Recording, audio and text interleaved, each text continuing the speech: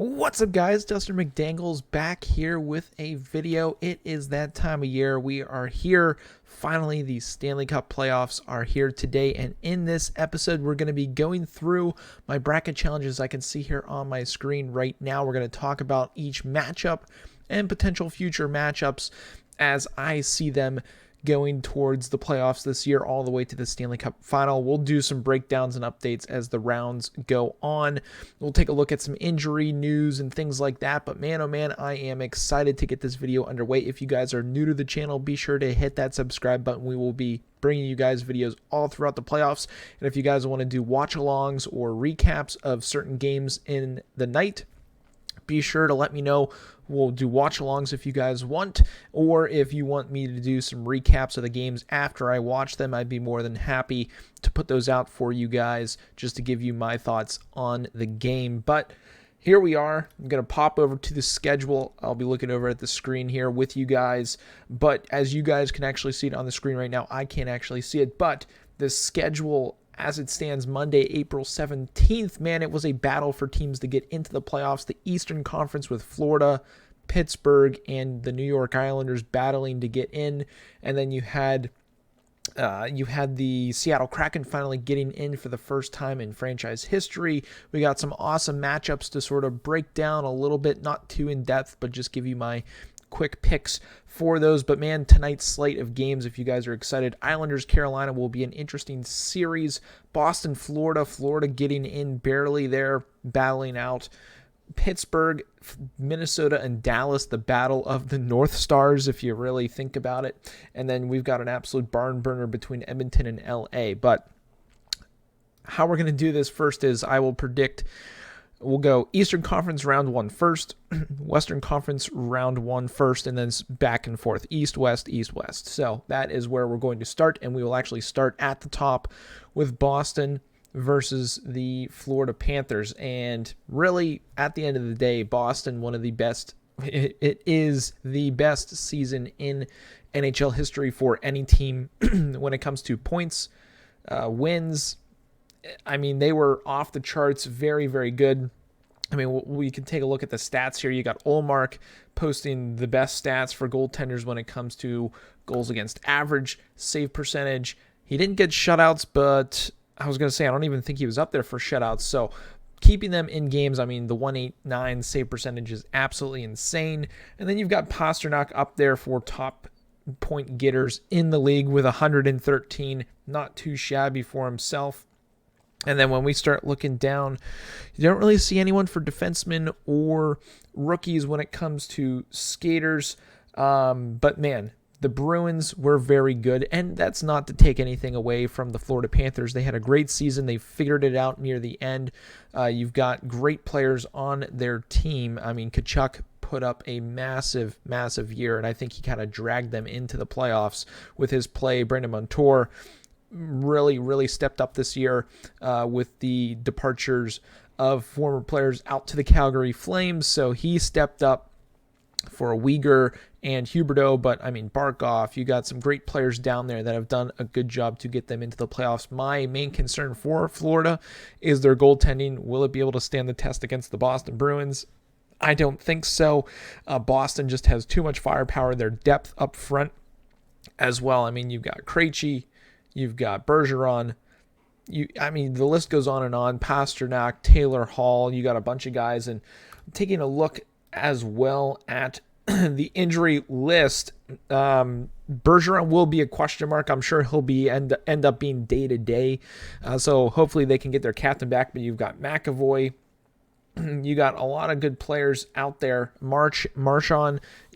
It's hard to go against the Bruins in this one, and we're not going to go against them. We're going to take the Boston Bruins easily in this one. It actually gives the point breakdown. Goals per game, pretty close. Honestly, I'm not too worried about those stats, but the penalty kill, 86.43%.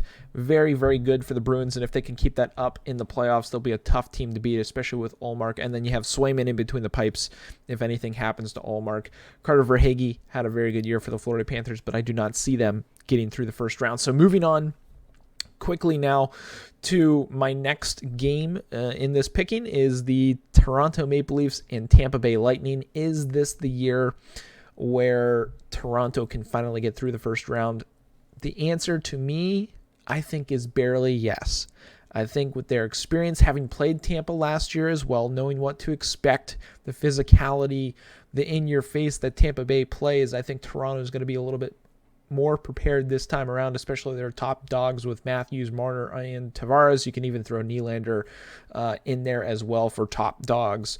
Biggest question mark to me for Toronto is going to be the inexperience of goaltending in the playoffs. Now, obviously, Matt Murray can be between the pipes, but his injury status at this moment in time, I'm not entirely sure. But Samsonov doesn't have a lot of playoff experience.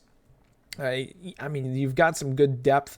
Ryan O'Reilly was cleared to play, so that is another great addition depth-wise for the center position. Noel Acciari can bring some salt and pepper. Sam Lafferty has been cleared to play according to this is cap friendly. Matt Murray, again, he's still listed as day-to-day, so your experience in between the pipes, who has Stanley Cups, has played on Stanley Cup winning teams, we don't know his status at this point in time. Again, maybe it's going to be day-to-day, maybe he finds a way to get in, but Samsonov has been pretty good this year with save percentage, .233, not too terrible there. Save percentage, I don't see him on this list for top, I believe this is top 10 right here, but whenever we go to Samsonov, if it wants to let me, we can look at his stats here, and actually we can look at his playoff stats for Washington. He only has 8 games played. He's 1-6, and his goals against is a .298 with a .907 save percentage. Not the best of stats and experience in the playoffs, but he's on a new team. Tampa Bay now, on the other hand, coming in. Will the miles catch up with them? They're a little bit older. It's Stamkos, Hedman, Kucherov, Braden Point. I mean, the list goes on and on. Sergachev, you've got Perry, you've got Big Rig Pat Maroon. At this point, again, not too sure what their injuries look like. At this point in time, looks like a bunch of guys cleared to play here just before playoffs. Chernak, Cirelli, Hagel, some depth players there, which is good for them. Tanner Jeannot, I think the main reason they brought him in was for this Toronto Maple Leafs series to kind of throw his body around, and as of right now, his status is unknown according to Cap Friendly, which is kind of a huge hit in my eyes. But other than that, I mean, they have the goaltending. They've got Vasilevsky, one of the top, I'd say, at this point, top 3 goaltenders in the world, kind of dipped a little bit, but that is to be expected with the miles that they have put on their bodies the past couple of years, making runs and runs and runs for the Stanley Cup. But in this one, man, it's going to be a tough one. Taking a look at the stats, seeing what they show here. Power play, pretty even. Penalty kill, very even. Nylander, actually the leading goal scorer, and we know he is playoff ready. He always shows up for the playoffs, which is a good thing considering he is their leading goal scorer for the Leafs. Can the Lightning sustain their dominance is my question mark with their depth. Well, are they going to be tired in this series? Can Stamkos, and I think honestly Kucherov and Hedman, can they step up and continue to be those top dogs for them, putting the puck in the back of the net? And on the back side of things, can they keep the puck out of their net? I think this is the Leafs' year to get through the first round, and I've got them, I would say, going, it might take 7 games. That would be great, but man, that would set up for a pretty good second round series of Boston and Toronto. But moving on to the next series, which is quite an interesting one in my mind, Carolina versus the New York Islanders, or Carolina Hurricanes, I should say. And this will be interesting. New York plays a very slow style of play, again, very defensive. Nothing has really changed from changing of their coaches, but can Carolina get over the hump? I know they've run into good teams, aka the Tampa Bay Lightning, in the past couple of years sometimes, in the years where it's like, man, can Carolina win the cup? And man, is it their time to shine this year? It will be interesting to see if it will be. I'm going to pull up their team stats really quickly, just to show you guys where they're at with their stats. Again, Nicias, leading goal scorer. Goaltending, not too terrible. Ranta and Anderson, you've got the veteran legs in there, the veteran presence in there. I'd say they probably go with the hot hand. I don't know who they go with at this point in time, if it's Anderson or Ranta. But I would expect to maybe see both of them in the playoffs at some point, as long as their injuries will keep them from actually playing. So it looks like Ranta was cleared to play back at the end of March, so nothing too crazy there. I know Svechnikov is going to be a big loss for them. I know Pacioretty was earlier in the season, so not having that depth there. But Brett Burns, Sebastian Aho, Kakanyemi, Gostisbehere has been playing great. Jarvis, Shea, Teravainen. I mean, they have some good players in their lineup to get the job done. But will the lack of playoff success get in their way? Almost like the Toronto Maple Leaf sort of way of thinking. But when we now take a look at the Islanders, you got Brock Nelson, Bill Horvat, who was a great acquisition coming over. Super excited for him to get some playoff action with the Islanders. Anders Lee actually being able to play in the playoffs for the first time in a while. JG Pageau, always a great scrappy player in the playoffs. You've got one of the top goaltenders in the league, Ilya Sorokin. He is definitely going to be up for the Vezina in my mind. Zach Parise, Kyle Palmieri, Engvall. You've got some great depth players in their defense, always very solid, but can they put the puck in the back of the net is my biggest question mark for the Islanders. I know a lot of people are predicting that the Islanders will upset the Carolina Hurricanes. I know Barzal is cleared to play as of the 14th of April. So it'll be interesting to see with his lack of not experience, but lack of playing time here near the end of the season, if he can get things going in a direction where he can be the guy that they can lean on. I don't know if that's going to be enough for the Islanders to get over the hump. I'm going to take Carolina in this one in, honestly, 6 games. I feel like the home ice advantage will be huge. Power play disparity is big in this one. I don't think the Islanders will be able to get it done as much on the power play, and that is one of the reasons why I am leaning for the Carolina Hurricanes, as they can put the puck in the back of the net on their power play. But going on to the next series here, in my mind, for the East. Last one in the first round for the East. Rangers and Devils rivalry. It is going to be glorious. They're going to be bloodbaths, I think, in these games. But the youth of the New Jersey Devils might be the reason I am leaning more towards the Rangers. Trouba and Patrick Kane were cleared to play back on the 8th, so nothing too crazy there. Lindgren, I mean, you've got pretty much full health for the Rangers going into this one, and Rangers fans will definitely be excited. Panarin, Zibanejad, Fox, Trocheck, Kane, Kreider, Tarasenko. I mean, the list goes on of their unreal players that they have. Shesterkin between the pipes. Halak as a backup if anything goes wrong with Shesterkin, but Shesterkin, as we all know, is a playoff performer. It feels like all the Russians are, so it'll be interesting to see how that goes, but really, you'd think that this would be a complete landslide of a series for the Rangers to get through to the next round. And honestly, it might be just with the lack of experience in the playoffs for the New Jersey Devils. But who knows, man? Jack Hughes, Heischer, Dougie Hamilton, Bratt, Meyer, Mercer, Tatar, Halla, Stevenson. I mean, the list goes on. Vanacek, he's not as good as Shesterkin. There's no ifs, ands, or buts about that. When it comes to injuries of sort, I believe, from my understanding, everyone is pretty healthy for the Devils. But again, that lack of experience, I honestly think the Rangers will get this one done in either 5 or 6 games. We'll go with 5 games. We'll give the Devils first game on home ice a W, but I think the Rangers win this in a landslide. They went out and got all of those players, Kane and Tarasenko, off the top of my mind, of the big ones that they went to go get, and this is for that reason, to make that playoff run. Patrick Kane, I think he's going to light it up in the playoffs. Tarasenko might take a little bit to get going, but I think in the later rounds he will find a way. Carolina, I think I said 6, and then the Boston Bruins, I think Florida will get 1 win out of that one, so in 5 for that. Now we're going to move over to the Western Conference right now and take a peek at those series. Here we are back. We just had a quick little technical issue with the internet knocking us out, but getting back into my predictions now. Western Conference first round series.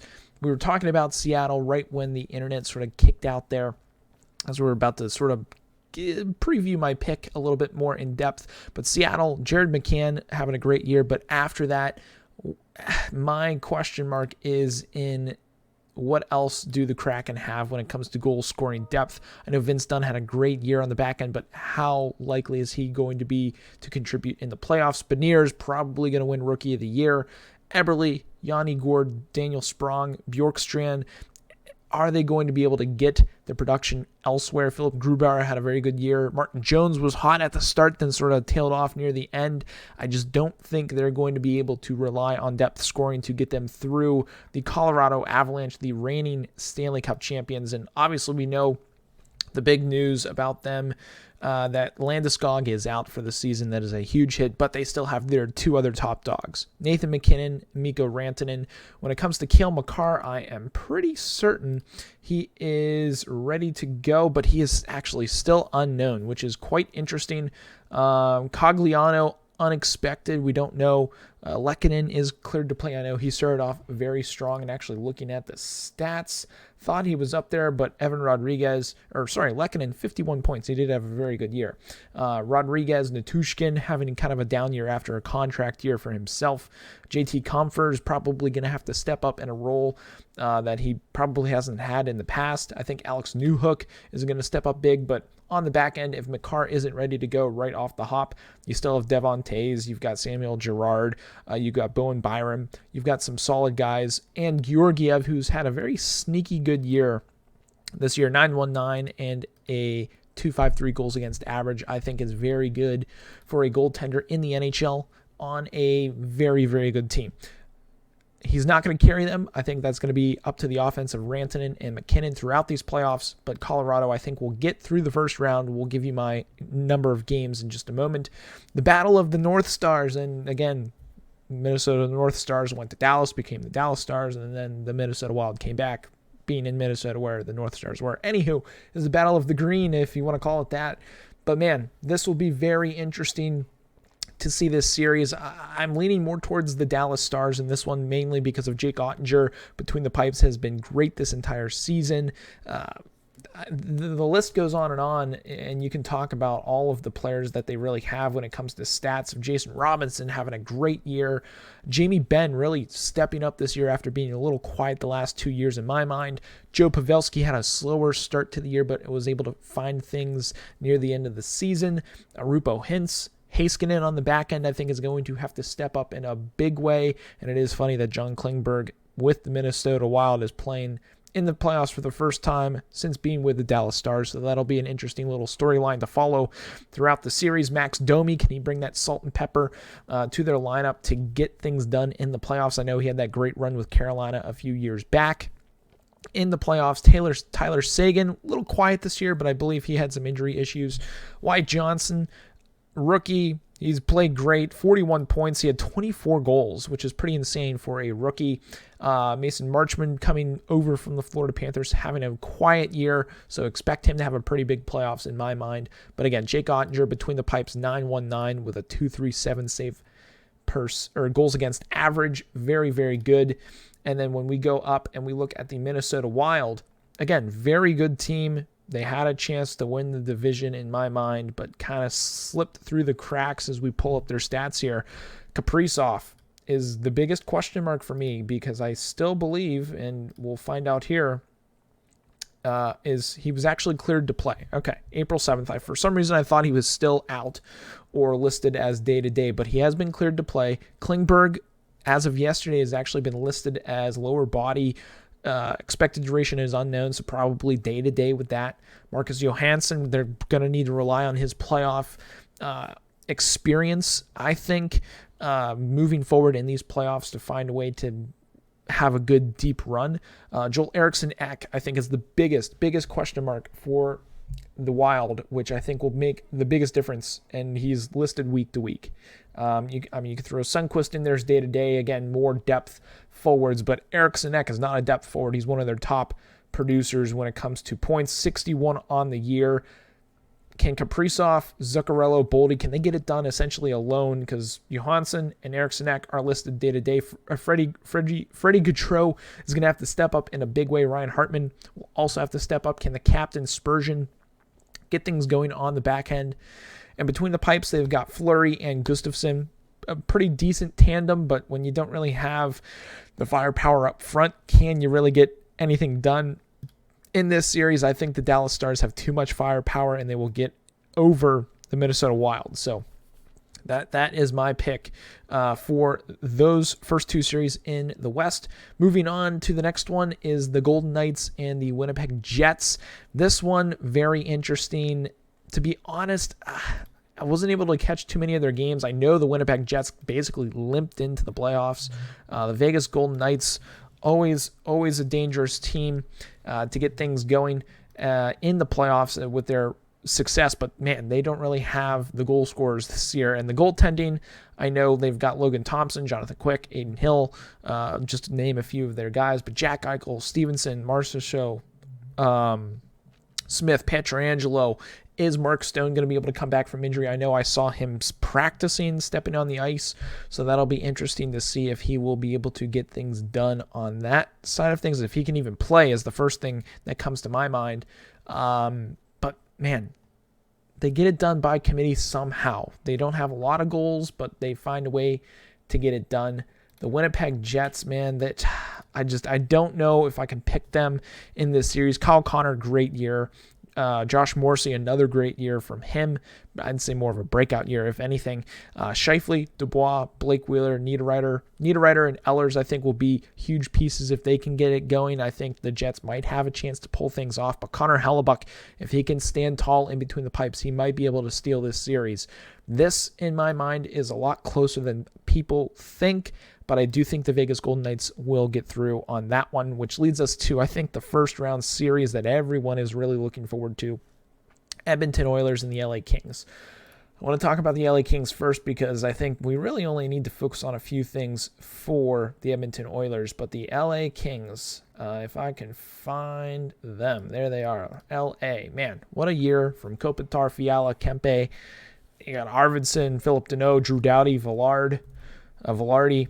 Copley and Korpisalo are my biggest question marks for them and the rest of the back end for the Kings. Again, they've got Doughty, Dursey, Roy, Anderson.